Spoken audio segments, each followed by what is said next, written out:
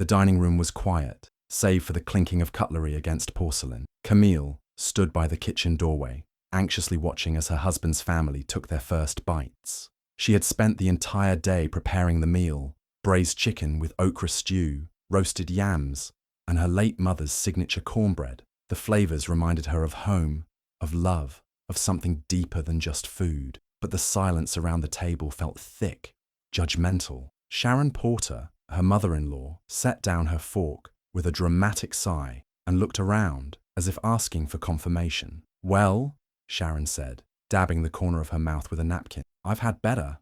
Honestly, this tastes like flavorless mush." Her lips twisted into a smirk. Grace, Camille's sister-in-law, stifled a laugh and chimed in. "Did you forget the salt or just boycott it on purpose?" Camille's smile froze on her face. Her palms were clammy, her heart pounding in her chest. She glanced at Aaron, her husband, hoping he would say something, anything, but he kept his head down, silently chewing, pretending not to hear the slow unraveling of his wife's dignity. Camille swallowed the lump in her throat. "I tried a new twist on my mum's recipe. I thought—" "Well, that was your first mistake," Sharon interrupted sharply, reaching for her wine glass. "Not everyone's meant to be a wife, sweetheart. Maybe stick to takeout." The comment cut deeper than Camille expected. She managed a strained chuckle and nodded politely, retreating to the kitchen under the pretense of checking the dessert. She didn't come back. When the guests finally left, Camille stood alone in the dimly lit kitchen, staring at the dishes piled up in the sink. The smell of food still lingered, but now it felt sour, tainted. She looked down at the stained apron around her waist, her hands trembling as she untied it. Her eyes welled with tears, but she didn't let them fall. Not yet. She placed the leftover cornbread into a container, sealed it tight, and placed it in the trash. Then she whispered to herself, voice shaking but firm, "Never again." And for the first time in years, the kitchen felt cold.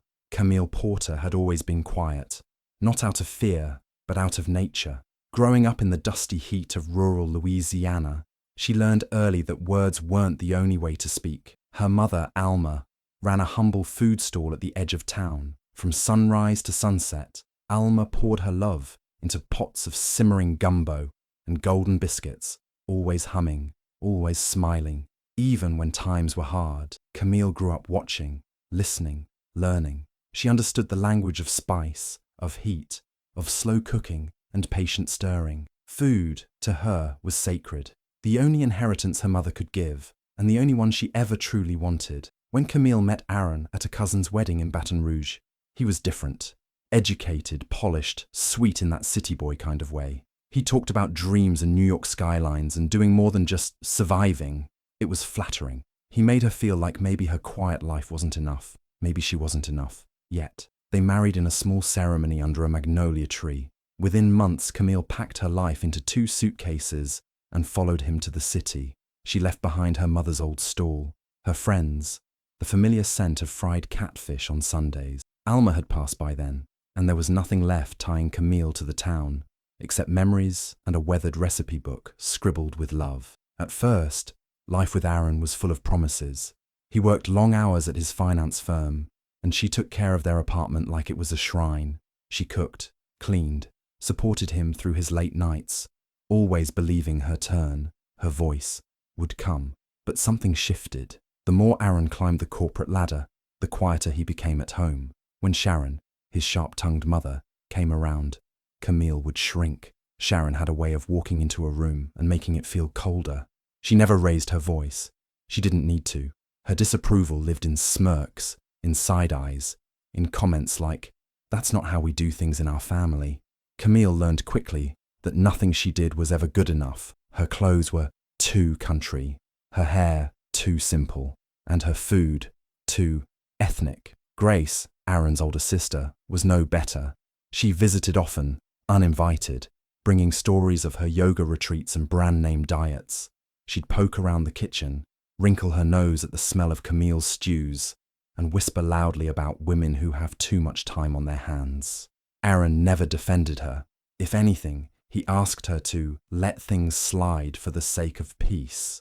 So Camille let things slide. She let her dreams slide, let her voice slide, let herself become invisible in her own home. She didn't work, Not because she couldn't, but because Aaron had insisted she focus on holding the home together. She tried to tell herself that building a life behind the scenes was noble, that loving quietly was still love. The only person who ever seemed to truly see her was Miss Edna, her neighbour across the hall. A retired librarian with silver curls and a fondness for gospel records, Miss Edna would often knock on Camille's door around dinner time, pretending she'd run out of sugar or foil, just for an excuse to get a plate. Baby, she'd say, smacking her lips. This gumbo got stories in it. You cook with your spirit, I can taste it. Miss Edna reminded Camille of her mother. Gentle, encouraging, grateful for every bite. Those small moments, the quiet compliments, the empty plates returned clean, were what kept Camille going.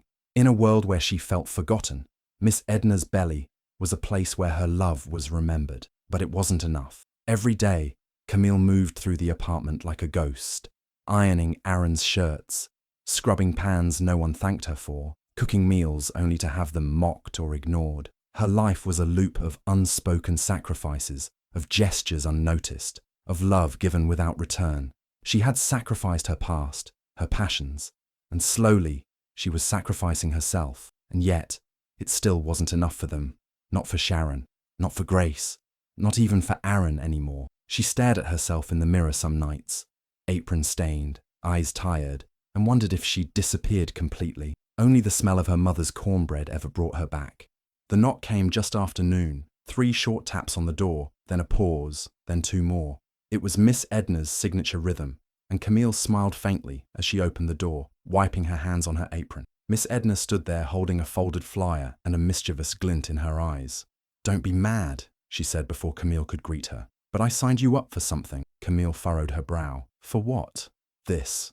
Miss Edna unfolded the flyer and held it up proudly. It read, Flavor Street Throwdown, a local cooking contest hosted by Kiki's Kitchen. The details were bold and bright. First prize, a guest spot on Kiki's viral food blog, and a pop-up booth at the Sunday Farmers Market. Camille blinked. "You... what?" "I saw it online. They were looking for local talent. Said, home cooks with flavor and fire. I thought, that's my girl Camille." Miss Edna grinned. "I submitted your name. You're in. You're cooking next Saturday." Camille's stomach dropped. "Edna, no. I can't. That's not... I'm not a chef." "No, baby. You're not a chef. You're a cook. A damn good one. You've got something they'll never taste in their lives." "Soul." Camille laughed nervously, shaking her head. Aaron would lose his mind. His mum would make a whole show out of it. Miss Edna stepped inside, her voice softening. "When was the last time you did something just for you?" That night, Camille couldn't sleep. She lay staring at the ceiling, hearing Sharon's voice in her head. Stick to takeout. But then she remembered the way Miss Edna had devoured her gumbo last week, the way her mother used to hum while stirring the pot, a woman proud of every bite. The next day, she sent in the dish name, smoked chicken and sweet corn gumbo with buttermilk biscuits. She'd cook it her way. If nothing else, it would be for her mama. Camille spent the whole week preparing in secret, testing spice blends while Aaron was at work. She cooked from memory, not measurement. Her hands remembered what her mind had forgotten. The day of the competition came faster than she expected. She had just sealed her entry tray and was slipping off her apron when Aaron walked in early. "What's all this?" he asked, eyeing the containers. Camille hesitated. "I entered a cooking contest. It's local, just for fun." His smile faded instantly. "A contest? You didn't even talk to me first?" "I didn't think I needed to," she said carefully. "It's harmless. You know how my mother gets. If this ends up online, we'll never hear the end of it." "She already laughs at everything I do," Camille said, her voice rising slightly. "Might as well give her something to talk about." Aaron's eyes narrowed. "This isn't you. You're not a show-off." "I'm not showing off. I'm finally showing up. For myself." He didn't respond, just shook his head and walked away. Later that evening, Sharon called. Word had already gotten to her somehow. A cooking contest. Seriously. Imagine embarrassing the family on the internet too. Camille sat on the edge of her bed, clutching the phone, her stomach twisting. It's just one event. Well, let's hope no one important sees it. After she hung up, Camille sat there, motionless. All the confidence she had felt earlier began to crack. Maybe it was silly. Maybe they were right. She nearly texted Miss Edna to say she was backing out. But that night, Edna knocked again, holding her phone. I've got something for you. She played a video, old, grainy, but familiar. It was Camille's mother, standing at her stall, stirring a pot of gumbo, smiling into the camera. Flavor, Alma was saying, ain't just about spice, it's about story. If you ain't telling one, you just feeding people air. Camille wiped her eyes. She didn't say anything for a long time. The next morning, she woke before the sun, tied her apron, and carried her tray out the door. For the first time in years, she didn't ask for permission. The contest was held in a sunlit outdoor courtyard behind a local cafe with folding tables draped in red and white checkered cloths. The air was thick with the smell of garlic, pepper, smoke, and nerves. Camille arrived early, carrying her gumbo and biscuits in foil-wrapped trays, her heart thumping against her ribs. She didn't know what to expect. Most of the other contestants were loud, confident, and dressed like they'd walked out of a cooking show. Camille wore a plain white blouse and her late mother's apron, faded, worn, and stained with memory. She cooked in silence, letting her hands do what her heart had rehearsed 1,000 times. By the time the judges tasted her dish, Camille had retreated to the side of the courtyard, her hands clasped tightly in front of her. When they announced her name for second place, a surprised gasp left her lips. People clapped, strangers smiled. Someone in the audience shouted, "That gumbo had me levitating." She smiled, shy and uncertain, but for the first time in a long time, she felt seen. What she didn't expect was what came next. A food blogger captured a slow-motion video of a judge taking a bite of her gumbo and then closing his eyes in pure bliss. That one clip, just 15 seconds, was posted online the next morning and exploded overnight. Thousands of shares, comments like, "This woman is magic," and "Taste the culture." Then came the repost. Chef Darnell Wallace, the world-renowned Southern cuisine expert, shared the clip on his page with the caption, "Who is this woman? Flavor like this doesn't lie. I need to meet her." Camille was in her kitchen folding laundry when her phone nearly exploded with notifications. Miss Edna came rushing in from next door, phone in hand. "Girl, you're famous. Darnell Wallace? That man fed the Obamas."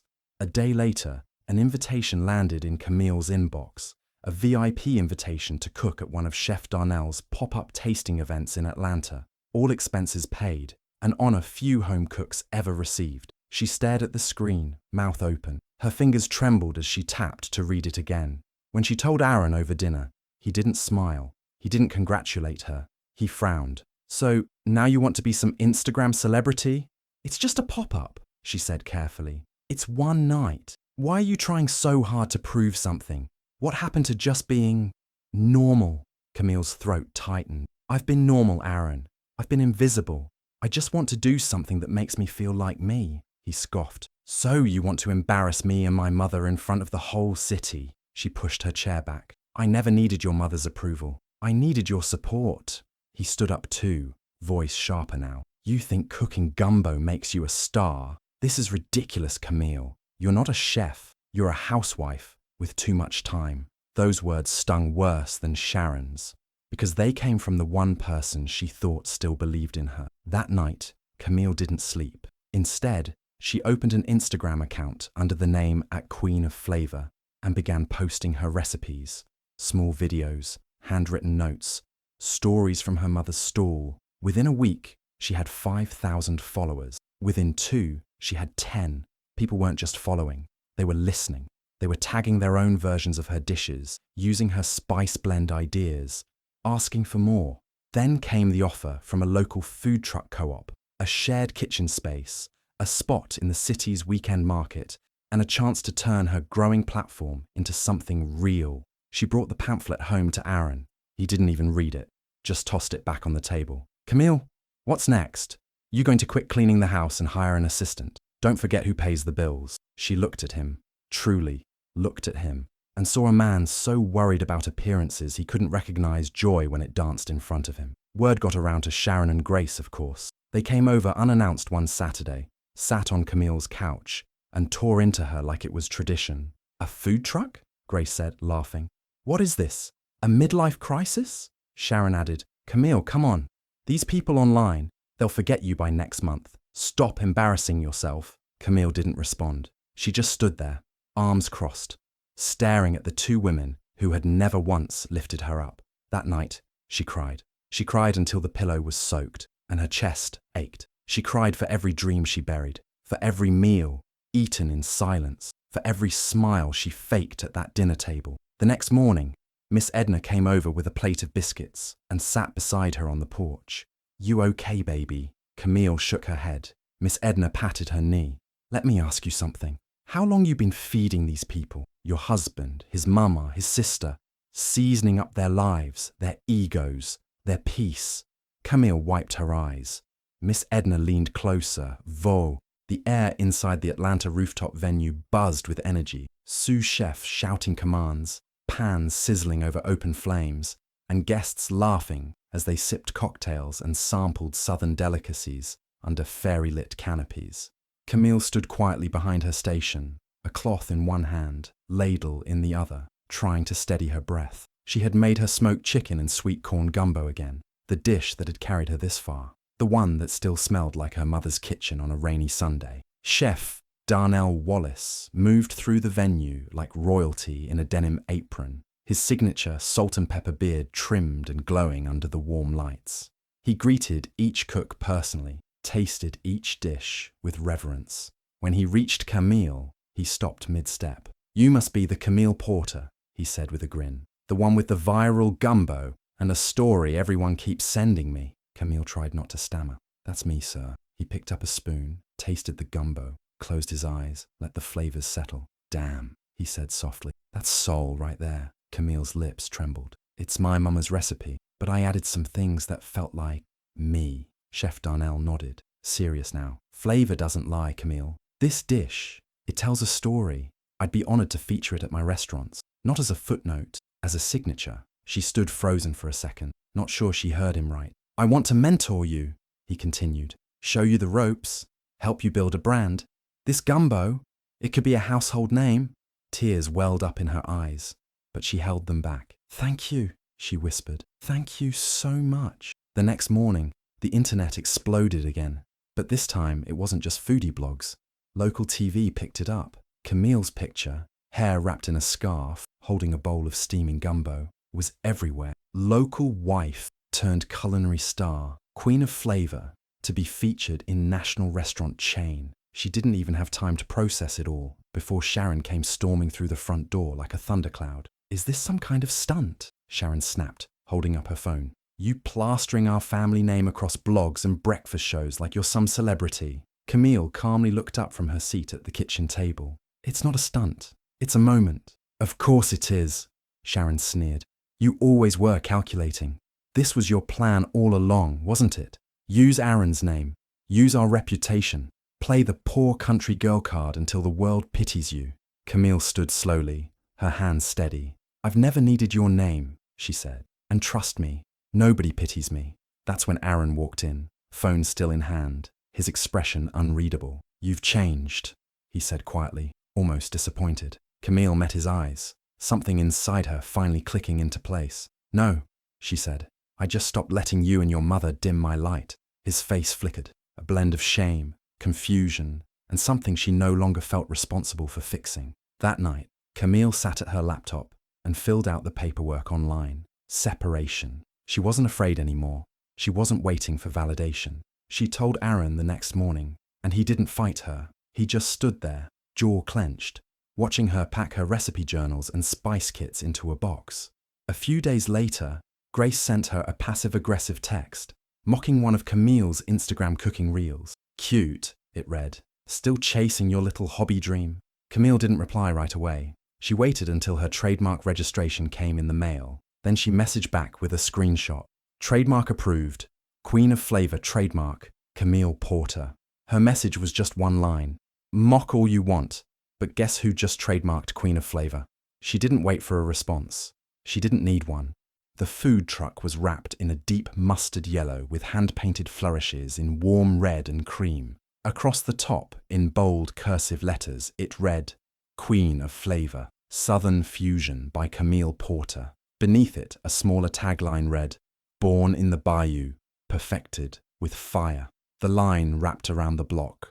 Every weekend, people waited for hours to taste her smoked catfish sliders with mango slaw, her bourbon-glazed ribs, and, of course, her now famous sweet corn gumbo with hot honey biscuit. Camille worked the line with ease, apron dusted in flour, cheeks flushed from the heat of the kitchen and the joy of creation. What started with a single viral clip had bloomed into something bigger than she ever imagined. Chef Darnell had kept his word. Her gumbo was now a menu mainstay in both his Atlanta and Chicago restaurants. Whenever he mentioned her in interviews, he referred to her not as a discovery, but as a peer. "She doesn't cook like she wants your approval," he once said on national TV. "She cooks like she knows who she is." Camille travelled often now, food festival, women in business panel, culinary workshop. But every time she returned to the city, she stepped back into her truck, pulled out her mother's recipe book, and let her hands speak the language of love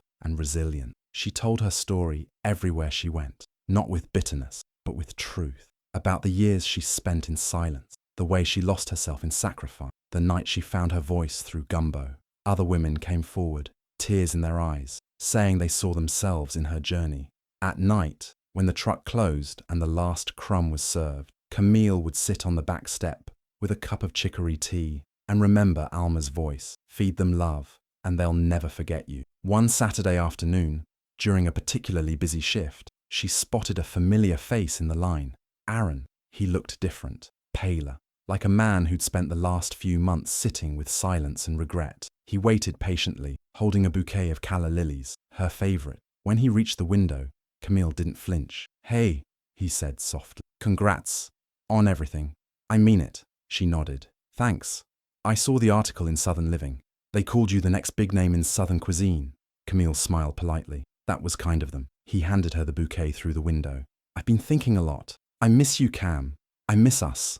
She took the flowers, placed them beside the register without saying a word. Then she handed him a plate, her best dish of the day, wrapped to go with a wooden fork. "You never clapped for me when I needed you," she said quietly, firmly. "Now the applause isn't for you to enjoy."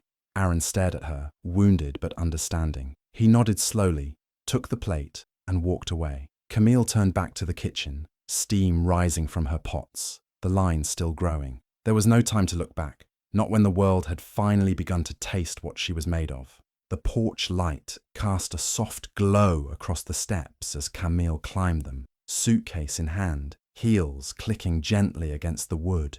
The air smelled like night jasmine and something richer, homemade gumbo. Miss Edna stood in the doorway, 2 bowls in hand, already smiling. "Figured you'd be hungry after all that flying around the country," she said. "So I borrowed a few tricks from the Queen of Flavor herself." Camille laughed, dropping her bags inside. "You always did know how to welcome a girl home." They sat side by side in the rocking chairs, bowls in their laps, sipping wine between bites. The city skyline glowed faintly in the distance, but their eyes were on the little TV in the corner of the living room, visible through the screen door. On it played a feature segment from a national food network. Bold letters scrolled across the screen. "Coming soon, Queen of Flavor by Camille Porter, a new kind of Southern." Video clips rolled of the restaurant under construction, the signage, the menu tasting. Camille laughing in the test kitchen, sleeves rolled up, sauce on her cheek. Miss Edna raised her glass. "Look at you, from cooking in silence to owning the stage." Camille's eyes welled with quiet joy. She looked down at the bowl in her hand, then out at the stars. "I never thought," she said, voice catching, "that being mocked could taste so sweet." They sat in silence for a while, letting the gumbo do the talking. As the screen faded to black, a voiceover carried into the night. They laughed at her cooking, but she seasoned her own destiny, one spice at a time. Hi besties, thank you so much for watching to the end. Please remember to like, comment and subscribe.